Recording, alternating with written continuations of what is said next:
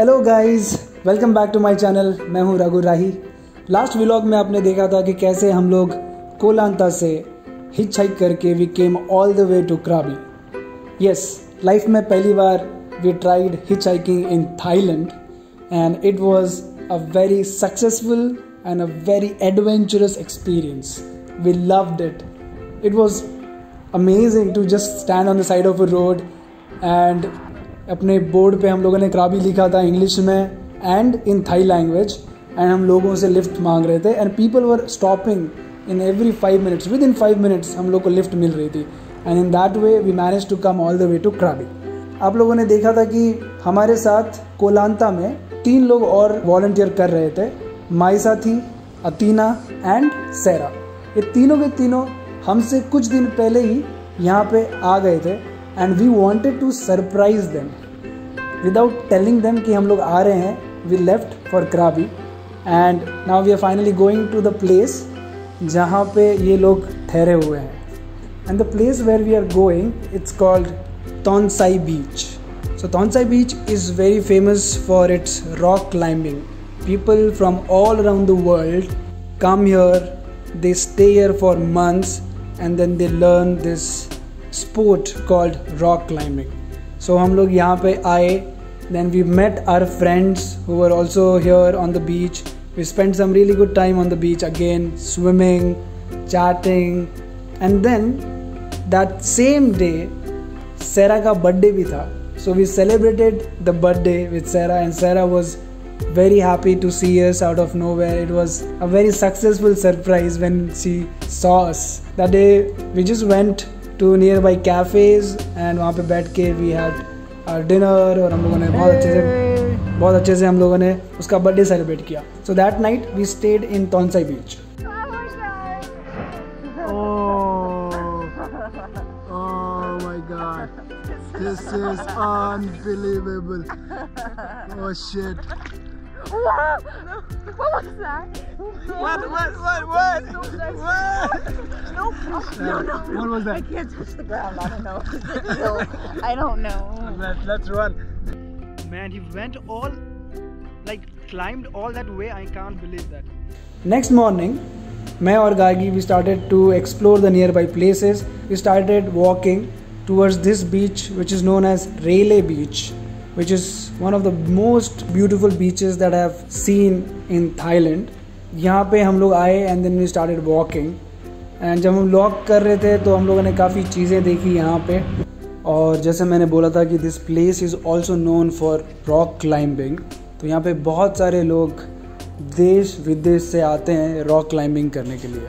तो यहाँ पे एक बहुत ही इंटरेस्टिंग जगह हमें मिली जिसके बारे में हमें बिल्कुल भी अंदाज़ा नहीं था। वो था फ्रा नांग केव। कहा जाता है कि फ्रा नांग केव में प्रिंसेस फ्रा नांग रहती है। शी इज़ अ गॉडेस जिसे वुडन कार्व्ड पीनिसेस ऑफर किए जाते हैं, यानी कि लिंगम। तो यहाँ के लोगों को मानना है कि अगर इस देवी को अगर लिंगम चढ़ाया जाए तो ये उनकी फर्टिलिटी के लिए अच्छा होता है, यानी कि प्रजनन शक्ति के लिए। और एक बात ये भी है कि अगर आप बीच में कहीं पे भी ये वुडन पीनिसेस रखो तो हाई टाइड के दौरान ये सारे के सारे पीनिसेस अपने आप उस केव में पहुंच जाते हैं। तो इसी वजह से हम लोग को पूरे केव में हर तरफ ये वुडन कार्व्ड और स्टोन के और तरह तरह के पीनिसेस रखे हुए मिले।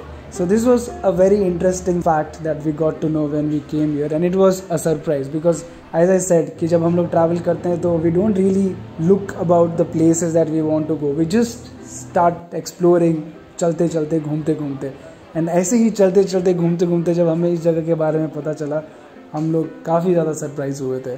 After this we again started walking and चलते चलते हमें एक जगह के बारे में पता चला जो कि एक लगून है। सो लगून इज़ नथिंग बट एक बहुत बड़े पहाड़ों के बीच में कहीं नीचे पानी जमा हुआ होता है, उसे कहते हैं लगून। सो इस लगून का नाम था ब्लू लगून। यहाँ तक पहुँचने के लिए पहले you will have to climb up, फिर उसके बाद में you have to climb down, और नीचे नीचे नीचे नीचे नीचे नीचे से चलते जाना पड़ेगा। उसके बाद में कहीं पे आपको नीचे पानी जमा हुआ मिलेगा।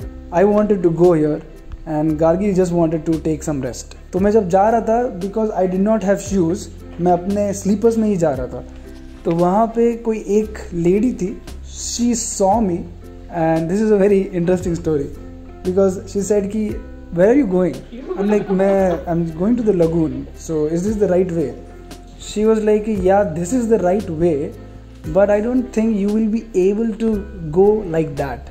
And उसने मेरे चप्पल के पास point किया and बोला कि it's impossible. Somehow I took it personally and I was like okay, ऐसे करके मैं वहाँ से निकल गया and I was able to do it and it was pretty easy. It's not that hard, it's just in your head. I'm walking using my chappals. See? And I don't know why people are so scared to do this. It's very easy, just like normal trek. So these people have also given you ropes to catch. You don't really need them. चप्पल ही थी and they thought कि चप्पल में नहीं किया जा सकता है, जूतों में ही किया जा सकता है. मैं अपनी तारीफ नहीं कर रहा हूँ, बट मेरे कहने का मतलब ये है कि there are so many blocks in our own mind because of so many factors. One of the factors is when you are going on a trek, on a hike, then you should be wearing proper hiking shoes or trekking shoes. मेरे हिसाब से this is all bullshit. अगर तुम्हें चाहिए तो ले लो, कोई दिक्कत नहीं है, but it's not necessary कि आप उसके बिना नहीं कर सकते. मुझे ऐसा लगता है कि ये सारा का सारा एक कंज्यूमरिज्म का पार्ट है, जहाँ पे तुम्हारा एक माइंडसेट बनाया जाता है कि अगर आप ट्रैक पे जा रहे हो या फिर किसी भी चीज़ के लिए जा रहे हो तो उसी तरह के कपड़े या उसी तरह के चप्पल, उसी तरह के जूते, उसी तरह के इक्विपमेंट्स एंड टूल्स होने चाहिए. उसके बिना आप कर नहीं पाओगे. It becomes easier when you have all those things, ये मैं मानता हूँ, पर ऐसा नहीं कि you can't do it. It's not like it's impossible. So just the way she said it कि you can't do it, because she did not believe कि anyone can do it in chappals or sleepers. It's not her fault, but that's how she feels. That's what she thinks. So moral of the story is that in life कोई भी चीज़ करने का एक तरीका नहीं होता है. और मैं इसलिए हमेशा कहता हूँ कि ज़िंदगी जीने का भी कोई एक तरीका नहीं होता है, कई तरीके होते हैं. इसी बात के साथ मैं इस वीडियो को ख़त्म करता हूँ. I hope that you liked this video. If you liked it, please give it a thumbs up, and if you are new on this channel, please subscribe for more videos. Thank you so much. तरफ ईंटों की इमारतें हैं तो एक तरफ कुदरत की शरारतें हैं, एक तरफ शहरों की बाहें हैं तो एक तरफ अनजानी राहें हैं. जाऊं कहाँ मैं जानता नहीं, और ये दिल है कि मानता नहीं.